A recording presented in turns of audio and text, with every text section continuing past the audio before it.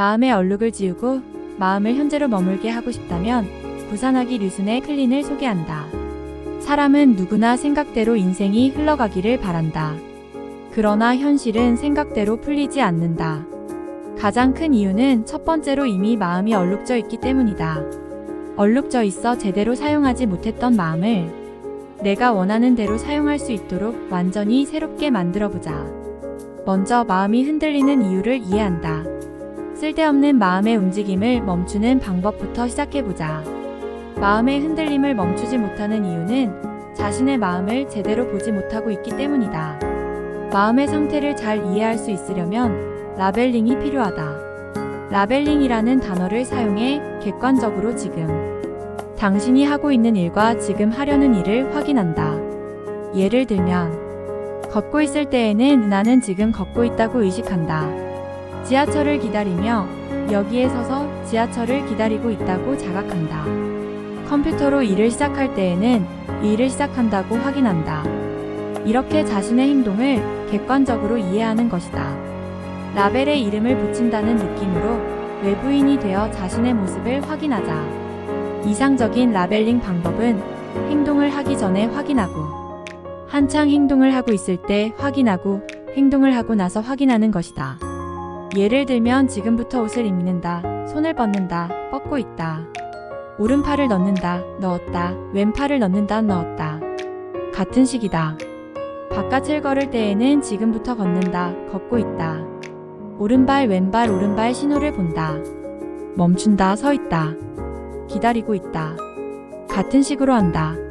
자신이 무엇을 하려고 하는지, 지금 무엇을 하고 있는지, 무엇을 했는지 제대로 자각하는 것이 이해의 시작이다. 라벨링에 익숙해졌다면 시험 3-5분 동안만 나는 무엇을 하고 있다는 사실 확인을 중간에 끊지 말고 연속해서 해보길 바란다. 방 정리나 식사 준비 등 몸을 사용하는 단순 작업부터 도전해보자. 방 정리라면 잡는다, 옮긴다, 놓는다 정도의 단순한 라벨링이어도 상관없다. 다만 침묵하지 말아야 한다.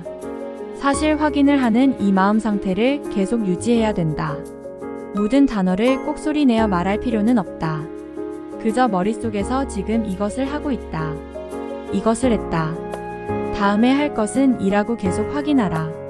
자각하는 것, 자신의 객관적 상황을 이해하는 것이야말로 마음을 씻는 최고의 기술이다. 점차 머리가 맑아지고 마음이 선명해졌다는 느낌이 들게 될 것이다.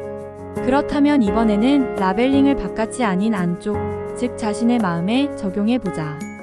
마음의 움직임을 객관적으로 살펴봄으로써 차분해질 수 있고 이제부터 무엇을 하면 되는지를 생각하는 마음의 여유가 생겨난다. 마음이 정리되면 현재에 집중하며 살아갈 수 있고 자신의 인생을 보다 의식적으로 살아갈 수 있을 것이다. 불교에서는 이해하기라는 말을 존재하는 것을 존재한다고 아는 것이라고 정의한다.